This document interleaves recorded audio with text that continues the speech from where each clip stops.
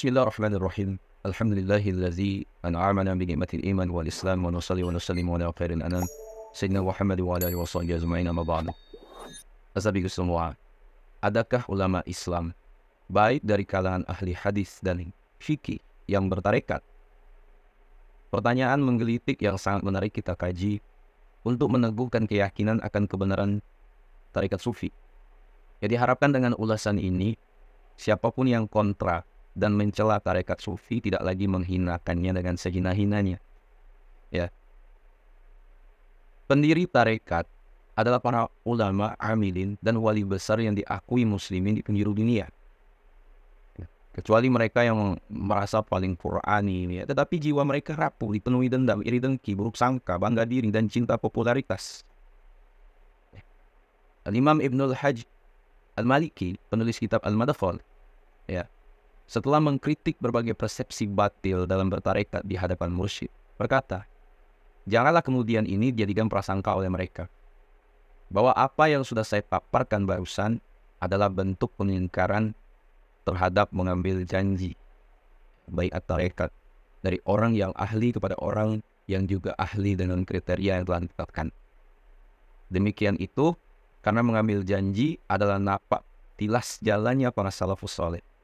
Dan saya juga tidak mengingkari penisbatan kepada para masyayikh bertarekat selama memenuhi syarat. Imam Ahmad bin Hanbal, meski belum ditemukan keterangan secara rinci dan pasti yang menyebutkan beliau bertarekat, tetapi beliau ikhlas menerima bimbingan dan saran dari Al-Imam Abu Hamzah Al-Baghdadi, seorang sufi besar di zamannya. Nah, sahabat semua, kami akan memberikan daftar nama-nama ulama ahli hadis dan ahli fikih yang bertarekat, atau minimal pernah hidup di bawah bimbingan mursyid tarekat. Nah, mereka adalah yang pertama, Imam Abu Hanifah, ya, sebagaimana keterangan yang sudah kami jelaskan sebelumnya di video sebelumnya. Kemudian yang kedua, Sultanul Ulama Izzuddin bin Abdissalam, yang suluk di bawah asuhan Syekh Abul Hasan Asyazili. Kemudian yang ketiga, Imam Al-Hafiz An-Nawawi dalam bimbingan Syekh Yasin Al-Mazzid. Ya. Yang keempat, Imam Hasan Al-Basri yang menerima talqin dari Sayyidina Ali bin Abi Thalib. Atau menurut sebagian riwayat, beliau dari ayahnya yang bernama Ali, dari Sayyidina Ali bin Abi Thalib. Kemudian yang kelima, Imam Ibn Daqi al-Id, murid Izzuddin bin Abdissalam, yang dalam suluknya di bawah asuhan Syekh Abul Hasan Asyazili. Kemudian yang keenam, Imam Hujjatul Islam Al-Ghazali. Kemudian yang ketujuh, Imam Ibnu Mulakin, penulis kitab Tafrij Hadis Al-Badrul Munir, yang mempunyai silsilah tarekat dengan Imam Abdul Wahid bin Zaid, seorang sufi yang pernah melamar Rabi'atul Adawiyah. Kemudian yang kedelapan, Imam Al-Hafiz Jalaluddin As-Suyuti, di bawah asuhan Syekh Al-Maghribi Asy-Syazili. Ya. Kemudian Imam Al-Hafiz Abdul Ra'ub Al-Munawi, penulis kitab Syarah Al-Jami' As-Shaghir, di bawah asuhan Syekh Abdul Wahab Asy-Syarani. Ya. Kemudian yang ke-10, Syekh Abdul Wahab Asy-Syarani sendiri. Ya. Kemudian yang ke-11, Al-Imam Ibnu Surayj Asy-Syafi'i, itu di bawah bimbingan Al-Imam Junaid Al-Baghdadi. Kemudian Muhammad bin Muhammad Al-Ba'li Al-Hambali, yang diakui oleh Imam Ibnu Katsir dalam Bidayah wa Nihayah, dan Ibnu Muflih dalam Al-Marsyad, itu bertarikot di bawah asuhan Abdullah Al-Badaihi. Kemudian yang ke-13, Imam Muhammad bin Ahmad Al-Yunani Al-Hambali, yang diakui Al-Imam Al-Hafiz Az-Zahabi dalam Syiaru A'lam An-Nubala, itu bertarikah di bawah asuhan Imam Abdullah Al-Bataihi. Kemudian yang ke-15, Imam Ali bin Waddah Al-Hambali, yang diakui Ibnu Muflih, bertarikah di bawah asuhan Imam Ali bin Idris Al-Yaqubi. Kemudian yang ke-16, Imam Ibnu Qudamah Al-Maqdisi Al-Hambali, penulis kitab Al-Mughni, bertarekat bersama dengan Imam Al-Hafiz Abdul Ghani di hadapan Syekhul Islam Abdul Qadir. Ya, demikian dikutip Al-Imam Al-Ulaimi dalam Al-Manhaj Al-Ahmad. Ya. Kemudian ke-17, Al-Imam Al-Hafiz Abdul Ghani Al-Hambali. Yang ke-18 Syekh Muhammad bin Umar Al-Baghdadi Al-Hambali yang juga bertarekat. Kemudian yang ke-19 Al-Imam Abdullah Al-Kinari Al-Hambali yang menurut Ibnu Muflih juga bertarekat di hadapan Syekh Ali Al-Maidini.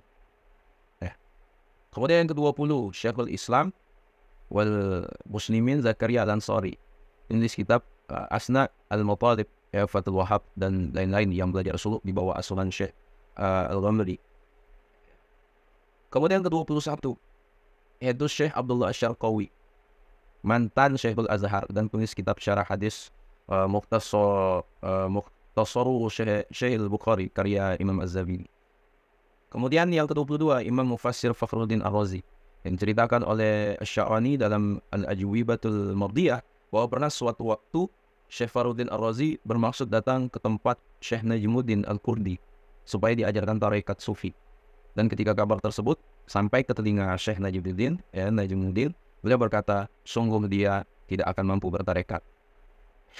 Dan tak kala Syekh Fakhruddin Ar-Razi sampai di ribat Syekh Najmuddin, beliau mengucapkan salam, wahai saudaraku, apa gerangan yang mendorong dirimu datang ke daerah kami? Katanya Syekh Najmuddin, aku datang karena ingin diajarkan tarekat untuk dapat marifat Allah. Jawab Imam Fakhruddin. Syekh Najmuddin kembali berkata, dirimu tidak akan mampu. Kemudian Syekh Fakhruddin Ar-Razi menjawab, aku mampu insyaAllah. Syekh Fakhruddin Ar-Razi pun memohon berkali-kali untuk dijadikan sebagai murid. Kemudian Syekh Najmuddin memberi titah kepada salah seorang kepercayaan beliau agar membukakan pintu kamar khalwat dan mempersilakan Syekh Fakhruddin Ar-Razi untuk masuk dan sibuk berzikir kepada Allah dalam khalwatnya. Selang beberapa saat Syekh Najmuddin bermunajat kepada Allah dan ternyata Allah pun berkenan mencabut semua ilmu yang dimiliki Syekh Fakhruddin. Dan ketika Syekh Fakhruddin merasa ilmunya hilang, itu beliau berteriak sekeras-kerasnya dalam khalwatnya, aku tidak mampu. Dan akhirnya pun Syekh Najmuddin mengeluarkan Syekh Fakhruddin dari ruangan khalwatnya. Syekh Fakhruddin berkata, sungguh aku takjub dengan kesungguhan ucapanmu. Syekh Najmuddin kemudian berkata, wahai Fakhruddin, bagaimana dirimu berharap jalan menuju Allah, sedangkan di dirimu masih ada cinta menjadi pemimpin di antara teman-temanmu dan takabur atas mereka? Bagaimana kamu akan menjadi hamba Allah dan tidak ada kecenderungan selain dirinya? Kala mendengar ucapan tersebut, menangislah Syekh Fakhruddin dan berkata, aku telah merugi dan beruntunglah orang lain. Syekh Najmuddin kembali berkata, engkau telah menjadi salah seorang yang aku kenal dan aku senang engkau menjadi sahabatku. Engkau tidak puasa maka kembalilah ke daerah asalmu dengan selamat. Keberapa tadi? Selanjutnya yang ke-23 sahabat semua, yaitu Al-Imam Al-Hafiz Ibnu Hajar Al-Asqalani. Beliau pernah meminta tasyrih kitab syarah Nazam Ta'iyah karya Ibnu Farid kepada ulama tarekat, yaitu Al-Imam Syekh Abu Madian. Syekh Abdul Wahab Asy-Sya'rani itu bercerita, telah sampai riwayat kepadaku bahwa Syekhul Islam Al-Imam Al-Hafiz Ibnu Hajar Al-Asqalani pernah menulis kitab yang berisi penjelasan syarah bait-bait syair Umar bin Farid. Kemudian hasil kitab syarah tersebut dikirimkan kepada Syekh Abu Madian, yang murid Syekh Ahmad Az-Zahid, supaya dilihatnya. Selama 2 bulan kitab syarah tersebut berada di tempat Syekh Abu Madian setelah dikirimkan oleh Al-Hafiz Ibnu Hajar. Setelah 2 bulan berlalu, Imam Abu Madian mengembalikan kitab tersebut kepada Imam Ibnu Hajar, dan di luar sampulnya diberi tulisan, berjalan ke arah timur dan berjalan ke arah barat. Betapa jauhnya antara timur dan barat. Setelah itu beliau hidup dalam bimbingan Imam Abu Madian. Yang ke-24 yaitu Al-Imam Syekh Ubadah Al-Maliki, itu di bawah asuhan Abu Madian. Itu pernah terjadi cerita antara Sayyidi Syekh Abu Madian dengan Syekh Ubadah Al-Maliki. Suatu hari Syekh Abu Madian mengundang Syekh Ubadah datang ke acara resepsi yang beliau adakan. Kala itu Syekh Ubadah adalah salah satu ulama yang kebetulan tidak sejalan dengan Syekh Abu Madian. Kemudian Imam Abu Madian menyusun rencana yaitu perintah kepada murid-muridnya untuk tidak berdiri saat Syekh Ubadah datang, dan tidak pula diberi tempat yang longgar. Dan mereka semua pun menjalankan titah sang guru ya, saat Syekh Ubadah datang, ya, sehingga beliau hanya duduk di jalanan yang banyak dilalui orang yang lewat. Kemudian Syekh Abu Madian berdiri dan berkata sesuai dengan rencananya, Syekh telah datang dan kalian tidak memberitahuku. Dan sesaat kemudian Syekh Abu Madian memanggil Syekh Ubadah dan dipersilakan untuk duduk di samping beliau. Lalu Syekh Abu Madian berkata, ada pertanyaan untuk Anda. Bolehkah seseorang berkata kepada orang-orang, berdirilah menghormatiku dan muliakanlah aku seperti halnya kalian mengagungkan Robnya? Syekh Ubadah menjawab, ya. Dan apa yang terjadi setelah percakapan singkat itu? Syekh Ubadah berteriak di tengah hadirin yang hadir, ketahuilah, aku menyaksikan kepada kalian semuanya bahwa aku memperbarui Islamku di depan Imam Syekh Abu Madian. Kemudian setelah kejadian itu beliau diajari zikir oleh Syekh Abu Madian, dan beliau juga berkhidmah sampai wafat. Ya, beliau juga rela meninggalkan majelis pengajian ilmunya, ya, dan berpesan jika suatu saat dia wafat hendaknya dimakamkan di samping murid-murid sufi Syekh Abu Madian. Ya. Syekh Ubadah Al-Maliki juga pernah berkata, andai tidak karena berkah Sayyidi Syekh Abu Madian, tentu aku sudah binasa karena sifat sombong dan bangga. Yang ke-25 sahabat semua, yaitu Al-Imam Syed Murtada Az-Zabidi, seorang alim lugah, hadis, fikih dan tasawuf, yang juga penulis syarah Ihya Ittifatus Sadatil Muttaqin. Yang ke-26 Syekh Hasan Al-Adawi Al-Maliki, seorang ahli hadis dari Mesir yang juga menulis kitab An-Nafahatus Syadziliyah. Ya, beliau adalah guru dari Syekh Yusuf An-Nabahani. Kemudian yang ke-27 yaitu Syekh Yusuf An-Nabahani, sebagaimana yang beliau tulis dalam akhir kitab Syawahidul Haqq. Kemudian yang ke-28 Syekh Dr. Abdul Halim Mahmud, itu mantan Syekhul Azhar Kairo Mesir, yang juga pengamal tarekat Syadziliyah.